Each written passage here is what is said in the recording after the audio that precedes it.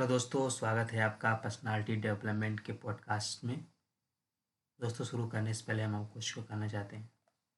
आज के दौर में ज़िंदगी का कंपटीशन केवल पढ़ाई के दम पर नहीं जीता जा सकता। ज़िंदगी में आगे निकलने के लिए कुछ अलग और ख़ास बनने की ज़रूरत होती है, और यह झलकता है आपकी पर्सनैलिटी से, जो भीड़ में होते हुए भी आपको भीड़ से अलग बना देती है। तो चलिए शुरू करते हैं। हमारा पहला चैप्टर है जो उसका शीर्षक है क्यों निखारें व्यक्तित्व। मेरे प्रिय मित्र, सबसे पहले मेरा अभिनंदन स्वीकार करें। मैं जानता हूँ कि मेरी इस पुस्तक का यह पहला वाक्य आपको कुछ अटपटा सा और कुछ चौंकाने वाला लगा हो। आप सोच रहे होंगे कि यह भला क्या है, लेकिन मैंने आपका अभिनंदन किया है तो निश्चित जानिए कि बहुत सोच समझ कर किया है और बहुत ही पवित्र मन से किया है। मैं इस विचार का व्यक्ति हूँ कि जब कोई भी काम तीव्र जिज्ञासा, सच्ची भावना और पवित्र मन से किया जाता है तो काम होता ही होता है। आपने यदि इस पुस्तक को अपने हाथों में लेकर इसके साथ कुछ वक्त बिताने का फैसला किया है तो इससे कम से कम दो बातें तो अपने आप ही सिद्ध हो जाती हैं। पहली यह कि आपके अंदर यह तीव्र लालसा है कि मैं अपने व्यक्तित्व को निखारना चाहता हूँ। यदि यह लालसा नहीं होती तो इस किताब पर धन और समय दोनों बर्बाद करने की गलती भला आप क्यों करते।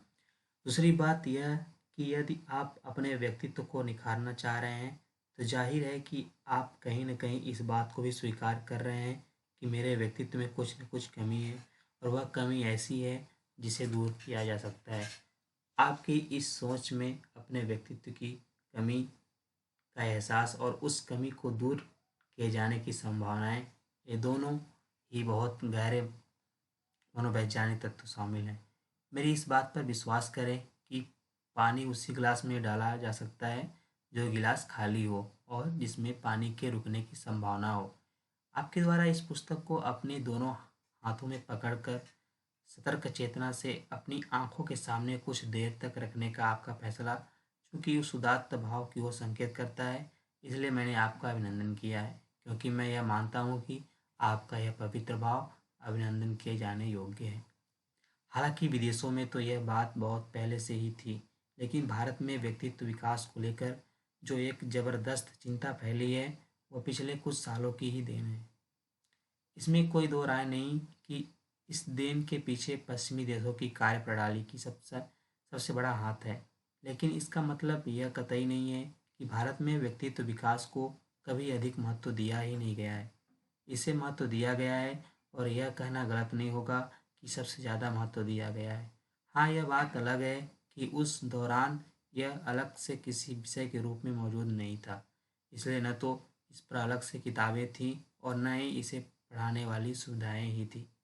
वस्तुतः पहले व्यक्तित्व विकास का विषय हमारे दैनिक जीवन का ही एक अंतर्निहित हिस्सा था। बच्चे के गर्भ में आते ही उसे जुड़े संस्कार शुरू हो जाते थे। इसके बाद के लगातार होने वाले संस्कार, परिवार का वातावरण, बड़े बूढ़ों की शिक्षाएं, कहानी, किस्से, धार्मिक और नैतिक ग्रंथ तथा समाज का व्यवहार आदि व्यक्तित्व विकास के लिए ऑटोमेटिक कोचिंग इंस्टीट्यूट का काम करते थे। किंतु सन 1990 के बाद इसे एक अलग विषय के रूप में मान्यता मिली, और देखते ही देखते लोगों में, खासकर युवाओं में, इसके प्रति एक जबरदस्त आकर्षण पैदा हुआ। यहाँ आपके मन में एक यह प्रश्न पैदा हो सकता है कि तो क्या व्यक्तित्व विकास की अब तक जो भारतीय तकनीक थी वह यहाँ तक आते आते नाकाम हो गई थी। वस्तुतः ऐसा नहीं है। हुआ यह कि हमारी पहली पद्धति जहाँ व्यक्ति के आंतरिक गुणों पर ज़्यादा जोर देती थी, वही वर्तमान पद्धति हालांकि वह आंतरिक गुणों पर ध्यान तो देती है, लेकिन उसका जोर बाहरी तत्वों पर ज़्यादा हो गया है। आप यह न समझें कि यह बात किसी आलोचना के तहत कही जा रही है। ऐसा बिल्कुल भी नहीं है। इन दोनों पद्धतियों में कोई टकराव नहीं है, बल्कि यह कहना ज़्यादा सही होगा कि दोनों एक दूसरे की पूरक ही हैं। इन दोनों में मूलभूत फर्क केवल यह है कि जहाँ पहले की पद्धति हमें एक अच्छा जीवन जीने के लायक बनाती थी, वहीं आज की पद्धति हमें अच्छा प्रोफेशनल बनाने पर जोर देती है। ऐसा भला कौन व्यक्ति होगा जो अच्छा जीवन नहीं जीना चाहेगा। इसी प्रकार ऐसा भला कौन व्यक्ति होगा जो अच्छा प्रोफेशनल नहीं बनना चाहेगा। इक्के दुक्के को छोड़कर लगभग हर कोई यह चाहता है, और इसलिए आज व्यक्तित्व विकास का विषय एक महत्वपूर्ण विषय बन गया है। और मैं आपको विश्वास दिलाना चाहूँगा कि इसका ज़बरदस्त फ़ायदा भी हुआ है, व्यक्ति को भी और समाज को भी। लेकिन यह फ़ायदा तब ज़्यादा होगा जब हम अपने व्यक्तित्व का विकास, अच्छे जीवन और सफल जीवन, इन दोनों में संतुलन बनाकर करेंगे। याद रखें कि एक बार अच्छा जीवन तो सफल जीवन हो सकता है, लेकिन ज़रूरी नहीं कि सफल जीवन अच्छा जीवन हो। इस पुस्तक में आप अपने अंदर व्यक्तित्व के ऐसे गुणों को विकसित करने के तौर तरीकों को जान सकेंगे जो आपको सफलता के साथ साथ अच्छेपन की भी ओर ले जाएंगे। आपको इनका कितना लाभ मिल सकेगा, यह सिर्फ इस बात पर निर्भर करेगा कि आप इससे कितना लाभ लेना चाह रहे हैं। मैं इतना ज़रूर कह सकता हूँ कि आप चाहें या ना चाहें, लेकिन यदि आपने इस किताब को पढ़ने का फैसला कर ही लिया है, और यदि आप इस फैसले को बीच में ही टाल नहीं देते, तो इससे होने वाले कुछ न कुछ फायदे से आप स्वयं को बचा नहीं पाएंगे। यदि बरसात होती है, जो भले ही बहुत थोड़ी है, इतनी थोड़ी कि पानी जड़ों तक नहीं रिस पाया है, तो भी कम से कम उन नन्ही नन्ही बूंदों ने पौधे के पत्तों पर टिकी धूल की सफाई करके उनके हरेपन की चमक को तो बढ़ा ही दिया है। ठीक इसी प्रकार यदि आप इस पुस्तक को सरसरी तौर पर पढ़ेंगे तो वह एक रिमझिम बरसात होगी। यदि आप इसे बार बार पढ़कर अभ्यास में लाएंगे तो एक अच्छी खासी बारिश की तरह होगी, जिसका ठंडा पानी आपके व्यक्तित्व की जड़ों में रच बसकर आपकी चेतना, आपके विचार, आपकी वाणी और आपके हाव भाव में ऐसे नए नए अंकुर प्रस्फुटित कर देगा कि उन्हें देख समझ कर आप ही नहीं बल्कि आपके संपर्क में आने वाले सभी लोग दंग रह जाएंगे। अब यह आप पर निर्भर करता है कि आप भीगना चाहते हैं या नहीं, और यदि भीगना ही चाहते हैं तो कितना भीगना चाहते हैं, रिमझिम बरसात के रूप में या फिर अच्छी खासी बारिश के रूप में। इसलिए मैं एक बार फिर से आपको याद दिलाना चाहूँगा, यह किताब आपके लिए कितनी फ़ायदेमंद होगी, यह मेरे ऊपर निर्भर नहीं करता, यह आपके ऊपर निर्भर करता है, पूरी तरह आपके ऊपर। मुझे यह बात इसलिए लिखनी पड़ रही है क्योंकि कहीं ऐसा ना हो कि कुछ पढ़ने पलटने के बाद आपको यह लगने लगे कि आप जो चाह रहे हैं वो आपको मिल ही नहीं पा रहा है।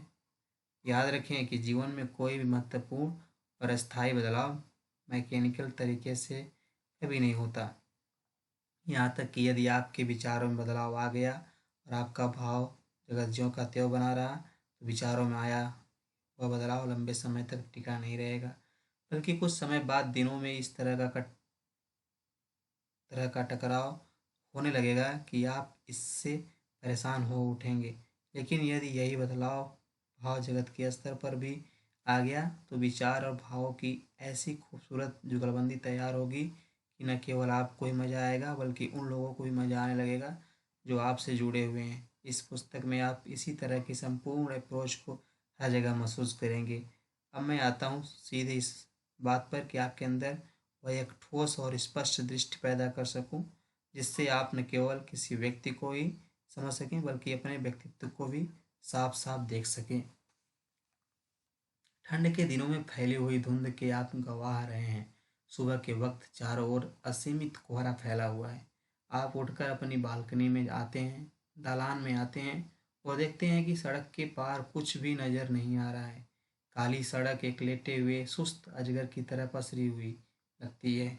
आप अपनी आंखों को मलकर थोड़ी और दूर तक देखने की कोशिश करते हैं, लेकिन सफल नहीं हो पाते। थोड़ी ही देर में आपको सड़क पर एक छोटा सा मरा हुआ सूरज रेंगता हुआ नजर आता है। आप अनुमान लगा लेते हैं कि यह बाइक होगी। जैसे जैसे प्रकाश का हुआ गोला आपके नज़दीक आता जाता है, आपका अनुमान सही होता जाता है। जब आप अनुमान लगा लेते हैं कि उस बाइक पर कोई बैठा हुआ है, बाइक के नज़दीक आने पर आप यह अनुमान लगा लेते हैं कि उस पर बैठा हुआ व्यक्ति नौजवान है। आपको ये दोनों अनुमान भी सही निकलते हैं। वह आप बाइक आपके घर के सामने से फर्राटे से निकल जाती है और किस्सा खत्म हो जाता है। अब मैं एक दूसरा उदाहरण दे रहा हूँ। आपके घर से थोड़ी सी दूर एक पहाड़ी है जहाँ पत्थर के बड़े बड़े टुकड़े चढ़े हुए हैं। एक दिन एक नौजवान अपने हाथ में छेनी और दूसरे हाथ में हथौड़ी लेकर उस पहाड़ी पर आता है। कुछ दिनों तक आपके कानों में ठक ठक और टन टन की आवाज़ सुनाई पड़ती रहती है। ये आवाज़ें आपको डिस्टर्ब करती हैं। गुस्से में आकर आप अपने कुछ दोस्तों को साथ लेकर उस पहाड़ी पर पहुंच जाते हैं। वहां देखते हैं कि पत्थर के एक टुकड़े को छोड़कर बाकी सारे टुकड़े लगभग लगभग उसी तरह चुपचाप लेटे हुए हैं। कहीं अनजान जगह से आया हुआ वह नौजवान पत्थर के जिस टुकड़े के साथ अपनी हथौड़ी और छानी लेकर जूझ रहा था, वो पत्थर अब पत्थर न रहकर एक मूर्ति बन गई है। आपको अब मूर्ति अच्छी लगती है। आप उसे देखकर दांतों तले उंगली दबा लेते हैं। आपसे रहा नहीं जाता। आप उस नौजवान से पूछते हैं कि तुमने इस मूर्ति में नाक कहाँ से लाकर लगाई, होंठ कहाँ से लाए, हाथ तो इसके बहुत ही बलिष्ठ हैं, इसकी जांघों में जो मौसलता उभर रही है वह कहाँ से आई है। पत्थर के उस टुकड़े के साथ उलझा हुआ वह नौजवान काम करते करते जिसकी आंखें पथरा गई हैं, धूप झेलते झेलते जिसके बाल जटा बन गए हैं, दाढ़ी बना पाने का होश न रहने के कारण जो ऋषि बन गया है, और पत्थरों से जद्दोजहद करते करते जिसकी हथेलियों में गड्ढे पड़ गए हैं, आपकी आवाज़ सुनकर अपनी आंखें पाक आपकी ओर उठाता है और गुदगुदाते हुए धीमी आवाज़ में बोलता है, कहीं से भी नहीं लाया हूँ। इतना कहकर वह तो फिर से अपने कामों में खो जाता है, लेकिन आपकी जिज्ञासा शांत नहीं होती। थोड़ी देर इंतजार करने के बाद जब आपकी बेचैनी अपने चरम पर पहुंच जाती है, तो आप उससे फिर से प्रश्न किए बिना नहीं रह पाते। जब तुम इसे कहीं से लाए नहीं, तो फिर ये आए कहाँ से। वह शिल्पकार जो अपनी मूर्ति को फाइनल टच देने में पूरी तरह खोया हुआ था, आपकी जिज्ञासा का सम्मान करते हुए पूरी शालीनता से जवाब देता है, नहीं मेरे दोस्त, यह आए कहीं से नहीं, ये सब यहीं थे। ये बोलती हुई आंखें, ये मुस्कुराते हुए होंठ, ये ऊर्जावान भुजाएं और ये गठी हुई जांघें और कुंडलियाँ, यह सब पहले से ही यहीं थे, पत्थर के इसी टुकड़े में थी। मैंने कुछ नहीं किया है सिवाय इसके कि पत्थर के उन हिस्सों को तोड़ तोड़कर खरोच खरोच कर इससे अलग कर दिया है जो इस स्वरूप को ढके हुए थे। बस मैंने इतना ही किया है। यह कहकर वह युवक फिर से अपने काम में खो जाता है। हालांकि मई महीने की तपती दोपहरी उसे काम करने की इजाज़त नहीं दे रही थी, किंतु उसी दोपहरी की इजाज़त की परवाह नहीं की। मेरे मित्र, मैंने ये जो उदाहरण दिए हैं, मैं समझता हूँ कि ज़िंदगी की इस तरह घटनाओं से आपकी कभी न कभी तो मुलाकात हुई ही होगी।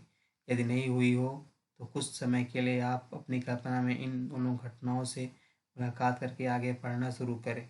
इससे आप व्यक्तित्व के विस्तार और गहराई इन दोनों को बहुत अच्छी तरह केवल समझ नहीं सकेंगे, बल्कि उसे आत्मसात भी कर सकेंगे। इन दोनों उदाहरणों से व्यक्तित्व के निम्न कुछ महत्वपूर्ण तत्व व्यक्त होते हैं। पहला यह कि हमारे व्यक्तित्व का जो रूप दूसरों को दिखाई दे रहा है वह उनके अनुमान पर आधारित होता है, ठीक वैसे जैसे कि आपने कोहरे में उभरती हुई लाइट के आधार पर बाइक के आने का अनुमान लगाया था। दूसरा यह कि यह अनुमान पूरी तरह सही होने के बावजूद पूरी तरह सही नहीं होता, ठीक वैसे ही जैसे कि आपने बाइक पर बैठे हुए व्यक्ति के बारे में अनुमान तो लगा लिया, लेकिन आप यह नहीं बता सके वह व्यक्ति कौन था। हमारे दोनों ही अनुमान बिल्कुल सही सही और ठीक निशाने पर बैठे हैं। इसके लिए ज़रूरी है कि धुंध छटे और धुंध छटे। इसके लिए ज़रूरी है कि सूरज निकले। कहने का मतलब यह है कि हम सभी का व्यक्तित्व अनुमान और अपेक्षाओं के कुहासे में लिपटा हुआ व्यक्तित्व होता है। इस कुहासे के कारण चाहे जो भी हो, हम इन कारणों को ठीक ठीक समझ नहीं पाते। इसलिए हम अपने व्यक्तित्व का पूरी क्षमता के साथ उपयोग करके उसका पूरा लाभ नहीं ले पाते। यहीं पर आकर इस बात की निहायत ही ज़रूरत महसूस होती है कि हम कुछ ऐसा करें कि व्यक्तित्व का यह धुंधलापन गायब हो जाए। यह किताब इसमें आपकी मदद कर सकेगी। तीसरी और सबसे महत्वपूर्ण बात यह है कि जब आपके व्यक्तित्व को निखारने की बात आती है, तो आपको कुछ अलग से कुछ बाहर से जोड़ने की ज़रूरत नहीं होती। ठीक उसी तरह जैसे उस नौजवान ने अपनी उस मूर्ति में अलग से कुछ नहीं जोड़ा था। उसमें जो कुछ भी आपके सुंदर दिखाई दे रहा था वह सब चट्टान के उसी टुकड़े में छिपा हुआ था। आप अपने व्यक्तित्व के जिन आयामों को उभारने की कोशिश कर रहे हैं, वे सब आपके अंदर से ही उभरेंगे। यदि ऐसा करने में सफलता नहीं मिल रही है, तो आपको इस बारे में किसी भी तरह की न तो निराशा पालनी चाहिए और न ही किसी तरह की गलतफहमी में रहना चाहिए। यदि ऐसा नहीं हो पा रहा है, तो आप यह मानकर चलें कि मुझ में यह नहीं है, सभी में सब कुछ कभी नहीं होता। कुछ में कुछ होता है तो कुछ में कुछ। यदि आप में यह नहीं है तो निश्चित मान कर चलें दूसरे में भी वह नहीं है जो आप में है। प्रकृति सभी को सब कुछ नहीं देती। वह अपना संतुलन बनाए रखने के लिए आपको कुछ देगी तो दूसरों को कुछ। उसने अपना संतुलन बनाए रखने के लिए आपको कुछ दिया है तो आपको कुछ नहीं भी दिया है। जो आपको दिया है वह दूसरों से लेकर दिया है, और जो आपको नहीं दिया है उसे आपसे लेकर उसने किसी और को दे दिया है। इसलिए इसमें अफसोस करने ऐसी कुछ बात ही नहीं होती है। इन तीन आधारभूत तथ्यों को स्पष्ट करने के बाद अब मैं इन्हीं से जुड़ी अगली बातों पर आता हूँ। अपनी अगली बात की शुरुआत व्यक्तित्व के बारे में अपनाए जा रहे बाहरी और आंतरिक तत्वों की चर्चा के साथ करने जा रहा हूँ। पर्सनैलिटी शब्द ग्रीक भाषा के परसोना शब्द से बना हुआ है। परसोना का अर्थ होता है मुखौटा। प्राचीन ग्रीक में रंगमंच की बहुत जबरदस्त परंपरा थी। अभिनेता अपने पात्रों के अनुरूप तरह तरह के मुखौटे लगाकर अभिनय किया करते थे। इन मुखौटों को परोसना कहा जाता है और इसी परोसना शब्द से बना है पर्सनैलिटी। तो इसका अर्थ यह हुआ कि जब हम अपने चेहरे पर कोई परोसना लगा लेते हैं तो हमारी पर्सनैलिटी बन जाती है। इसका आशय यह हुआ कि जो जो नहीं है वह बन जाता है। मैं राम नहीं हूँ, लेकिन मैं चूंकि भगवान का मुखौटा लगा लेता हूँ तो मेरी पर्सनैलिटी राम की पर्सनैलिटी बन जाती है। जब जब जैसी जैसी मांग होती है तब तब मैं वैसे वैसे स्वांग भरता चला जाता हूँ। अधिकांश लोगों का अनुभव यही बताता है कि पर्सनैलिटी के विकास के दौरान अधिक जोर इसी तरह की बातों पर दिया जाता है, जैसे कि इस तरह के कपड़े पहने, हेयर स्टाइल ऐसी हो, कैसे बैठें, किस तरह से चलें, कैसे बोलें, कैसे दिखें आदि आदि। मुझे नहीं लगता कि आपकी सोच भी इससे कुछ बहुत अलग होगी। एक नौजवान जब अपने चेहरे पर हाथ फेरता है और एक दिन अचानक उसे पता चलता है कि उसकी तो दाढ़ी मूछें लगी हैं, तो तत्काल उसके मन में अच्छा दिखने, सुंदर लगने और स्मार्ट बनने की इच्छा जोर मारने लगती है। शीशे के सामने बिताए जाने वाले समय में अचानक बढ़ोतरी हो जाती है। वह अच्छे सैलून की तलाश करने लगता है और कोशिश में लग जाता है कि ऐसा हुआ क्या कुछ करे कि ब्रांडेड कपड़े पहन सके। यह मूल रूप से पश्चिम की धारणा थी। चूँकि अब हिंदुस्तान में ही नहीं बल्कि दुनिया के ज़्यादातर देशों में पश्चिम को ही सर्वेसर्वा मान लिया गया है, इसलिए हम सबको भी यही लगने लगा है कि ऐसा करना ही अपनी पर्सनैलिटी को डेवलप करना है। अब मैं आता हूँ पूर्वी धारणा पर, जो पश्चिमी धारणा के विरोध में तो नहीं है, लेकिन उससे थोड़ी अलग ज़रूर है। इसे आप अगले अध्याय में देखेंगे। धन्यवाद।